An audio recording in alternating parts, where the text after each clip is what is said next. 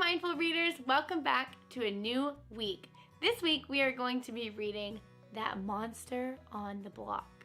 This story is about a monster who gets a new neighbor. At first he isn't so sure about this, but you'll see how it ends up. So for our mindfulness lesson today, we are going to practice being inclusive of somebody that might be new to our school or our family or our neighborhood. So something nice that you could do to include someone would be to maybe make them a card or give them a small gift. Maybe give them a compliment. These are all things that would make them feel very welcomed and included. All right, I hope you practice this mindful skill and enjoy the story.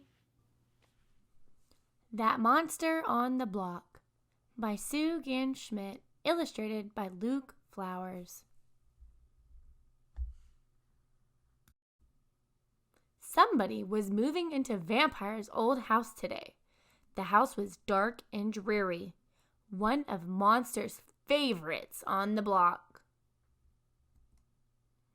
Maybe the new neighbor would be an ogre, and Monster would be invited to swim in his mucky, mucky swamp. Or a greedy goblin with piles of gold to jump into, right up to Monster's snout. No, wait! Maybe it would be a dastardly dragon. Monster loved a good greasy barbecue. Inside, Monster worked on his welcome growl. Greetings! Great to meet you!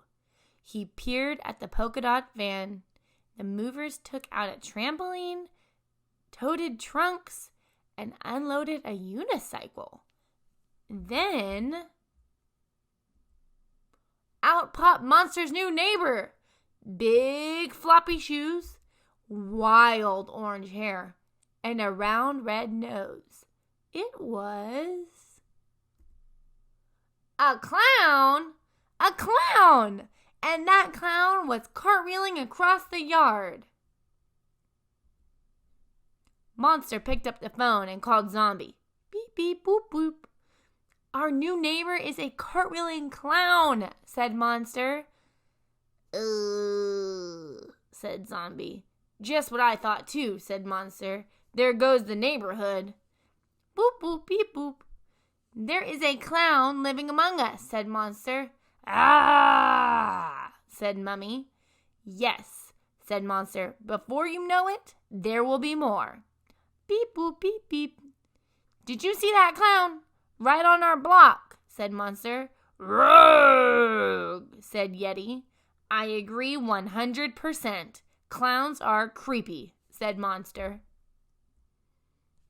Monster did not welcome Clown to the neighborhood. Nobody did.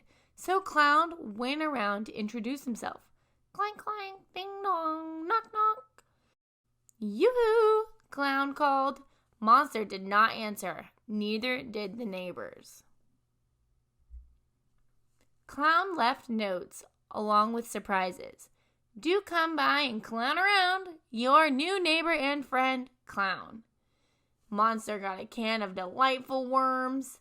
Zombie got a delicious cake. Yeti got a bouquet of flowers. And Mummy got a boing! Clown sat on his porch. He sat and waited and sat. No one came around. But Clown couldn't stay down for long. He put on a happy tune, gave his house a makeover, and popped up a tent. Monster called a neighborhood meeting. This is out of control. And so was the meeting. I will scare him away, Monster declared. So at midnight, Monster made a terrible clatter, played his spookiest music, and let out a mighty roar. He even scared himself a little. But Clown did not hear any of it. He was out. Zombie's two-headed cat was stuck in a tree. Clown got him down. Yeti lost one of her dancing shoes. So Clown bought her a new pair. They fit perfectly. And when Mummy's sheets flew away, Clown brought them back.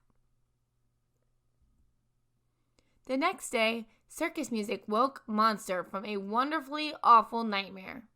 Monster called the neighbors for another meeting, but nobody answered. "It's time for me to have a word with that bozo." Stomp, stomp, stomp. That music was quite catchy. A warm, buttery smell made Monster drool. "Welcome," greeted Clown. "You're just in time for cartwheeling class." "You're all hanging around with this clown?" "Rawr!" hollered Yeti. "He's fun for the neighborhood," said Monster. "Ugh!" shouted Zombie. "And 0% creepy," said Monster. "Ugh!" waved Mummy. "Oh, flogger bogger," said Monster. "Fine, I'll unwind a bit and give him a chance." Clown helped Monster take on the trapeze, ride the unicycle, and master the cartwheel until the sun settled down. That clown, he was more fun than a barrel of popcorn. The next day, Monster called Clown. "Beep, beep, beep, beep." "Could you join us Sunday for Sludgeberg swirl, scones, and tea?" asked Monster. "Yes, I'm sure I can juggle it," said Clown.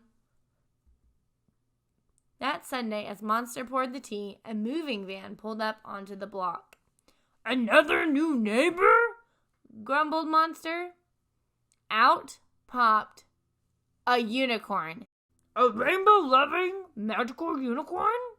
Monster growled. "Unicorns!" He turned to his neighbors. "Do they eat scones?" asked Monster. "Welcome, neighbor."